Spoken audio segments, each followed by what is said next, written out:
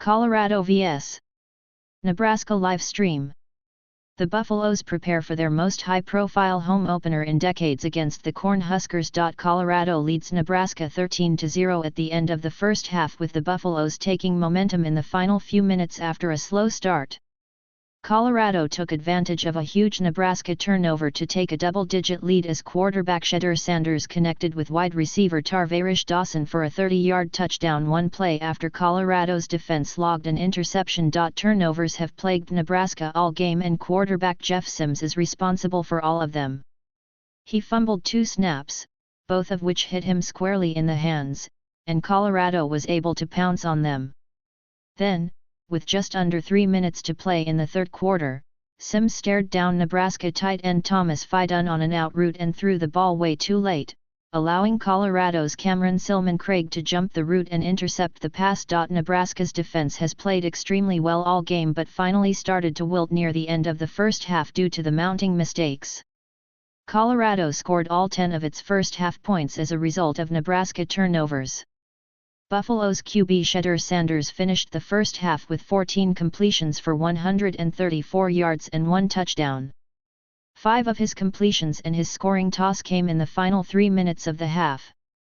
Colorado vs. Nebraska, need to know. Star-studded roster. Colorado's skill talent jumped off the page after Sanders' unprecedented roster flip, but the results were more impressive than anyone could have expected. All-purpose athlete Travis Hunter played more than 130 snaps between wide receiver and cornerback, posting a 100-yard performance on offense with an interception on defense. Colorado ultimately produced 4 100-yard receivers, including running back Dylan Edwards and USF transfers Jimmy Horn Jr. and Xavier Weaver. Stylistic clash. Contrary to Colorado, Nebraska's offense is a tough, old-school run approach. The Cornhuskers ran the ball on 37 of 56 offensive snaps against Minnesota, including 19 attempts. Sims. Colorado held up well against the pass against TCU, but the rush defense allowed 262 yards and 4 touchdowns on July 1 yards per carry. Nebraska isn't as explosive as TCU running the ball, but Colorado will have to find ways to get off the field and hold up physically. Pressure points.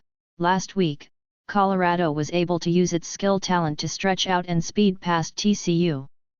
The script of the Nebraska game will be far different. The Cornhuskers play big and physical, and they take pride in mucking up games. As a team, the Buffs played 160 snaps from scrimmage against TCU, Nebraska played just 125 vs. Minnesota.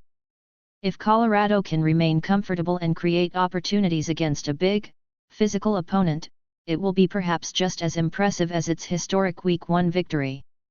Everything went to script during Colorado's first game, but Nebraska's game plan is to get teams off schedule. This will be an opportunity for QB Shedeur Sanders to prove he can work off schedule and grind out opportunities against physical opponents. Defensively, Colorado has to hold up in the middle. It will be a closer game than many expect, but the Buffs aren't losing their home opener.